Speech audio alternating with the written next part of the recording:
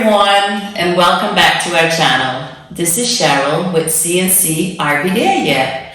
And today you're in for a real treat because as part of our Saba series, I have the opportunity to interview the new tourism director on Saba and introduce you to Malinda Hassell, who is my cousin and tourism director. So you are in for a treat today. Follow the adventures of CNC. Don't forget to like and subscribe.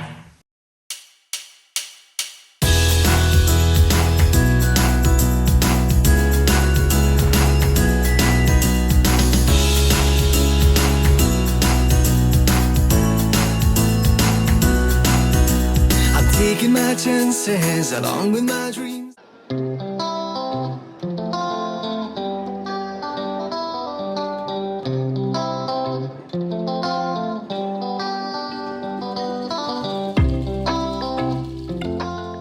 Saba is a 5 square mile island located in the northeastern Caribbean Sea, 28 miles southwest of its international hub, St. Martin. Just a 12-minute flight or 90-minute ferry ride away. Formerly part of the Netherlands Antilles, in 2010, Saba became a part of a special municipality of the Kingdom of the Netherlands, along with the islands of Sint Eustatius and Bonaire.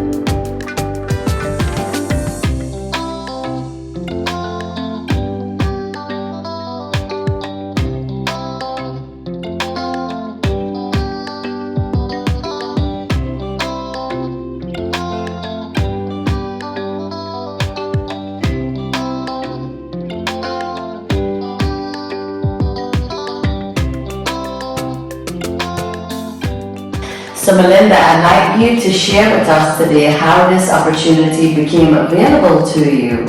Yeah, for sure. So there was a vacancy for the new director of tourism, and this came about because, as you know, Glenn Hong, which was the tourism director serving for 40 years, was retiring, and they were seeking a new tourism director, and I applied, and that's how it came about it. And yeah, it was an honor. It was such an honor to be selected as a successful candidate to do this job, and taking over in the footsteps of Glenn Hong, who was 40 years here, and we know him as Mr. Saba. He has so much passion, continues to have so much passion for the industry and for Saba as a destination. He continues to be a great ambassador, and he has done that for the last 40 years for the tourism industry and has built up Saba throughout the years and positioned Saba on the map over time. So it was such an honor, and I know when we opened up the renovated tourism office, we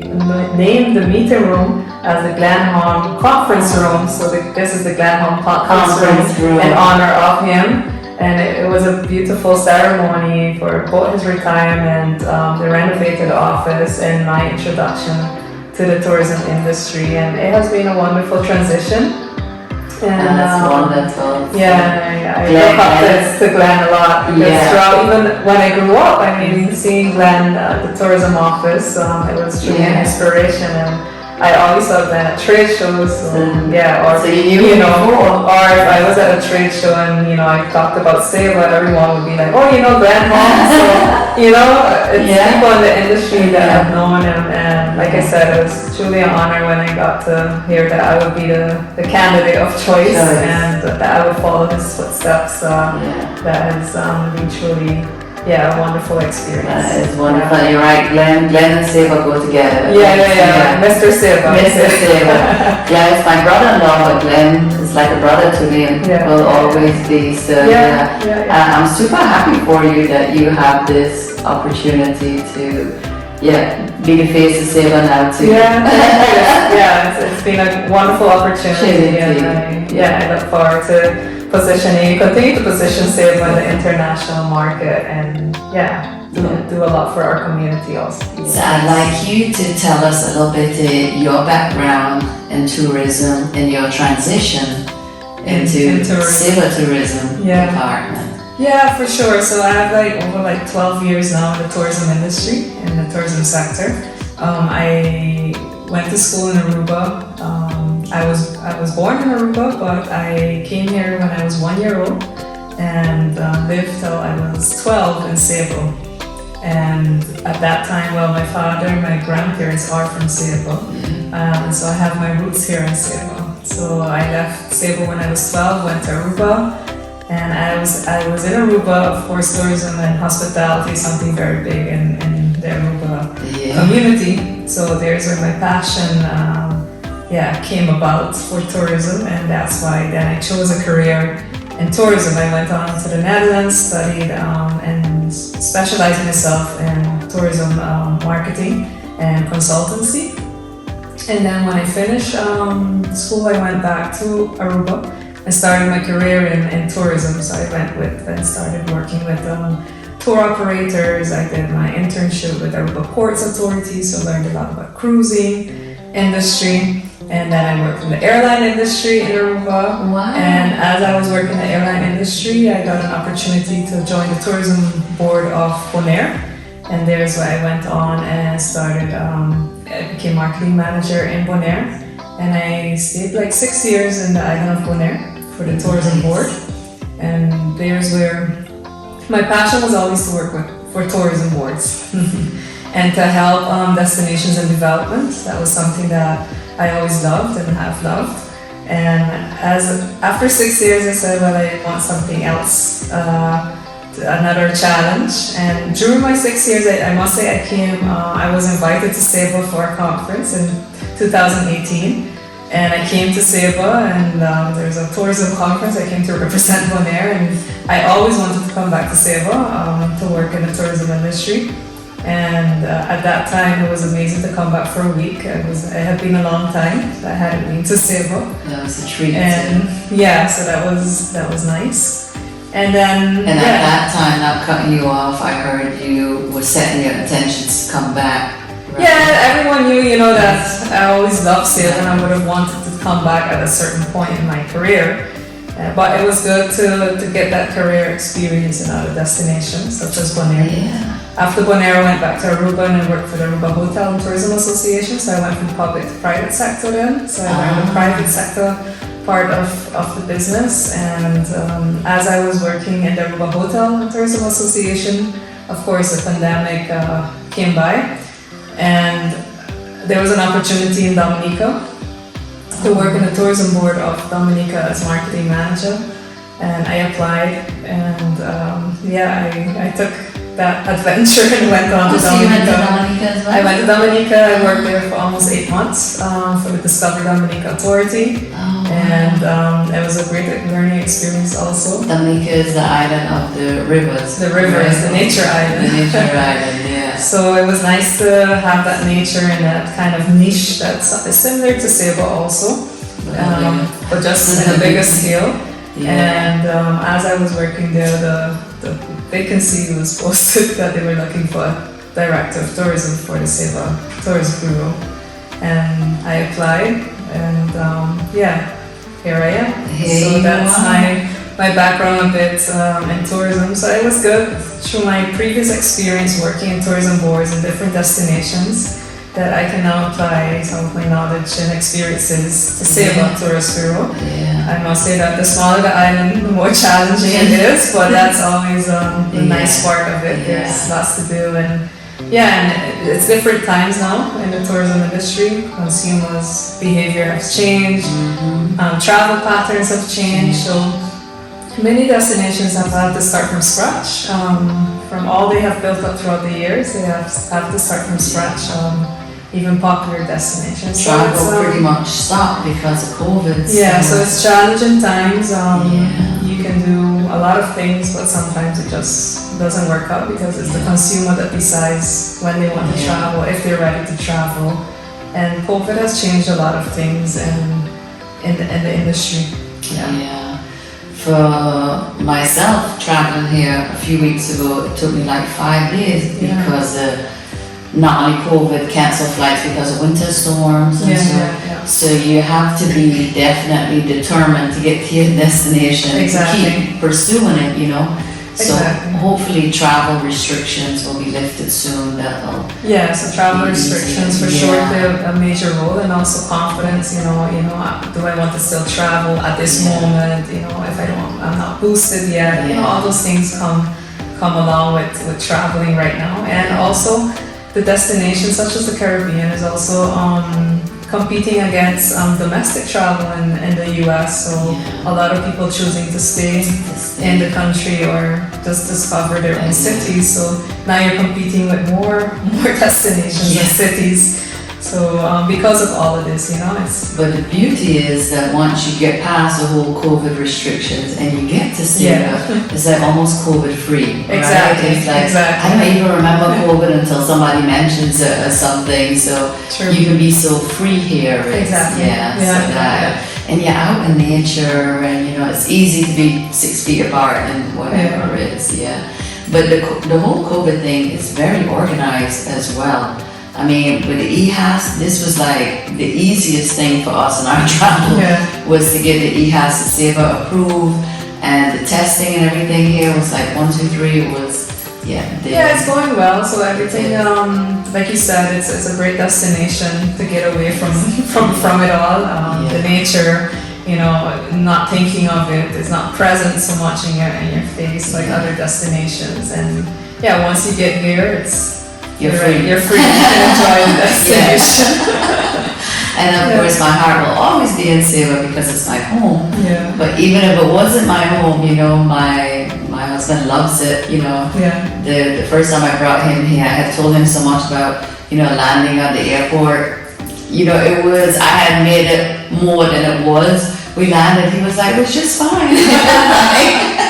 It's the experience. It's the experience, but it's always a little adventure, right? When you get in that little plane. It's always the most adventurous part of Saba, the arrival. And you are well-rounded because you work from sea to sky, from cruise ships to aircraft. So so it gives you a little bit of knowledge. A little bit of knowledge of different sectors. So that's wonderful. So Melinda, I think it's really special that Saba has you, and because your family are from Saba, that you were able to come back and share all your hospitality and tourism experience with Saba.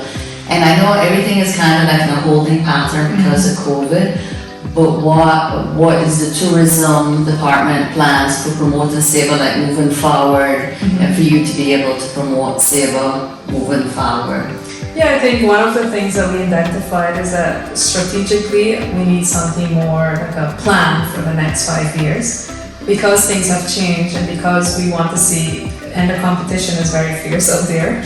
We need to understand, how do we want to brand Saba? How do we want to promote it? Who's our audience, you know? Also, is Saba making money from the tourism industry? What are things that we need to analyze and see in different levels? Because of this, we contracted the University of Central Florida, and they will kick off in the month of February with a tourism master plan. UCF? Yes, the University of Central Florida and their team will assist the Saba Tourist Bureau with a tourism master plan, which will be looking into different areas of the island, also conducting research surveys, and it will be a bottom-up approach. So the whole community, stakeholders, everyone will be part of this process. So we expected to have it within about 6 months, the strategic and the tourism master plan, and from there on we have a better overview of where it is, and for the next 5 years based on an implementation plan and action points, how we're going to go forward with Saba. In the meantime, while that process is taking place, Saba continues to do destination marketing and awareness because we have to stay present in the market.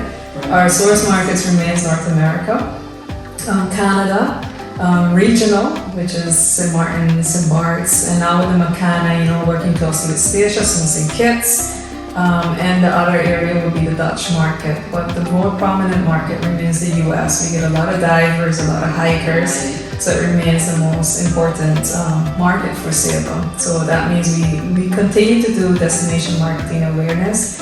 Focusing on the dive market, we entered advertisement agreements with PADI, which is the biggest dive community out there. Caribbean Journal, we work with, assist with PR. We work with freelancers for the North America for media distribution and public relations. Separate to that, we work for the regional market because day trip market is something we have to pick back up. It has dropped a little bit because of the restrictions, but it's definitely a market of interest, the day trip market.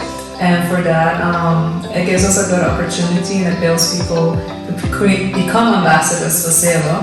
Because they visit the island, they go back and word of mouth is better than anything else. So the day trip market is something that we continually look into to continue to market and promote. We started looking into creating better production, content, videos, so make it our social media platforms also to make it more, stand out more, but also create better engagement.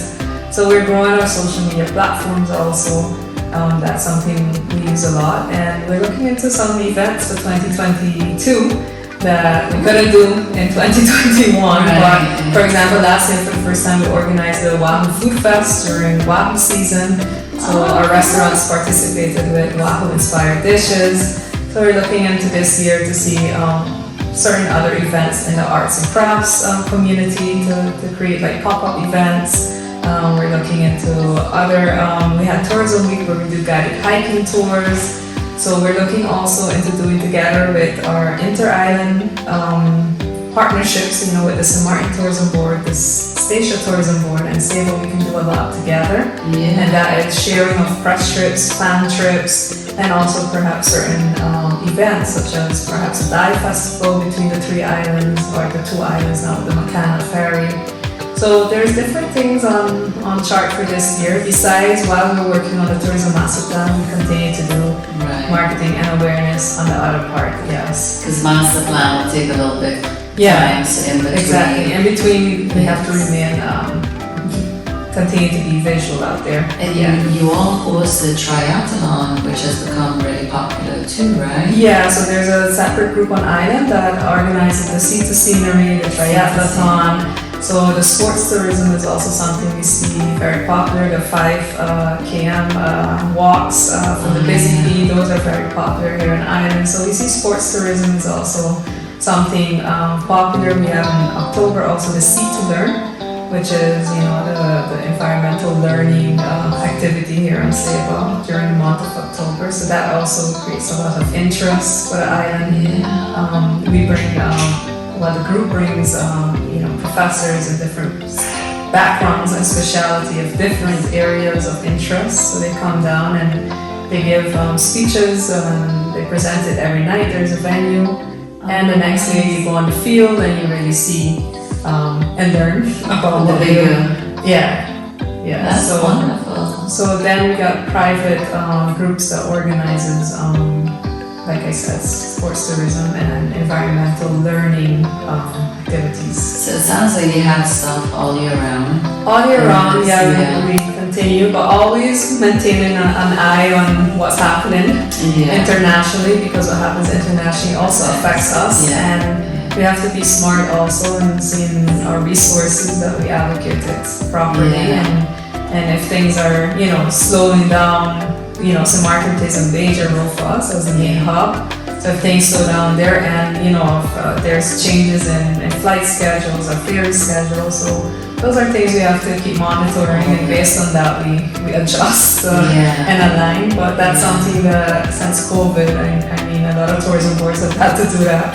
You can't plan out, it's there, but you gotta keep fluctuating and balancing You have to live around COVID. Exactly. Yes. The good thing is once somebody visits Saba, especially a diver, usually they return. Because I worked for a few years in the tourism at Captain's Quarters when it was Captain's Quarters.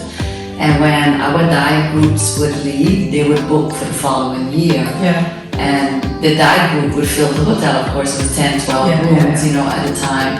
But yeah, they were repeat customers, and people never forget Saba. It's so unique, right? Exactly. When I first moved to the US, when people asked me where I was from, I was at little island close to St. Martin because it was always hard. But now I just say Saba, and people are like, where's Saba?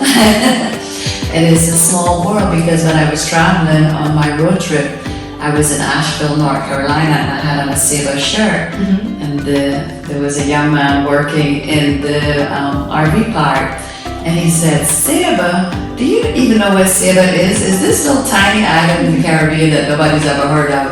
I was like, oh yeah, I know what Saba is.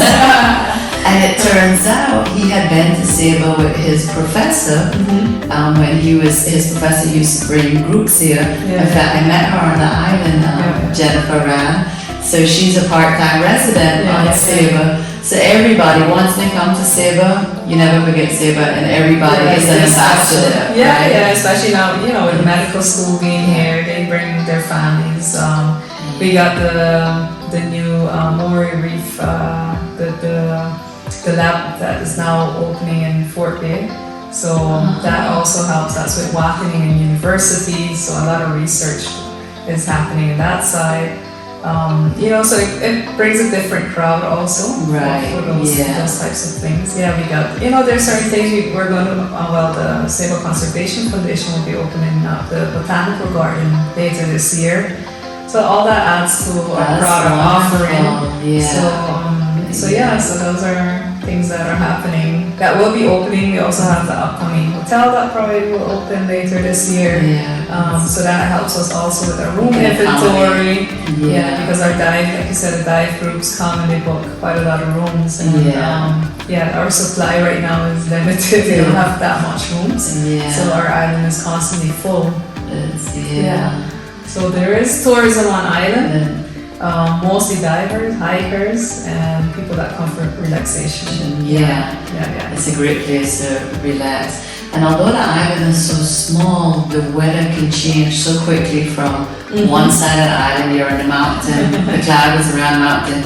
You go down to the harbor, it's always sunny, so it's, although the island is... I think that's probably the most unique part of Saba, the 5 ecosystems that attracts, and people find that very interesting. I think the topic of being in a cloud forest, I think people like that uniqueness, that you're in the Caribbean, but you know, you're in a cloud forest.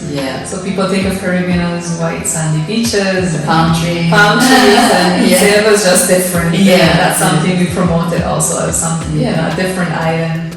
And different is good. I think we call it a Caribbean fairy tale. It's, because of its cottages and picturesque villages. I think people come here and think of it as a Caribbean fairy tale. The fairy tale is right, and I have so many photos of the beauty of Saba.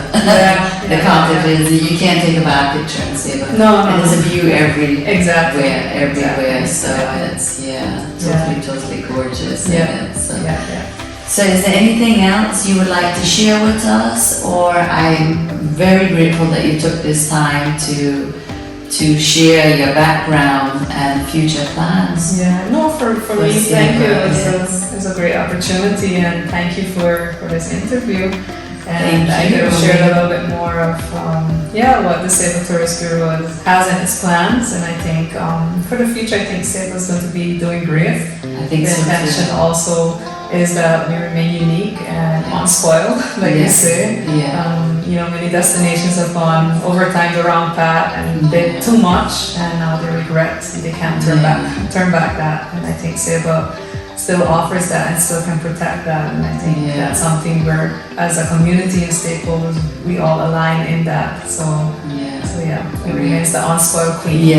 Maintain just a certain amount of people in and out. So the balance between our nature and tourism and economy. So everything in balance. Everything in balance. I'm all about balance.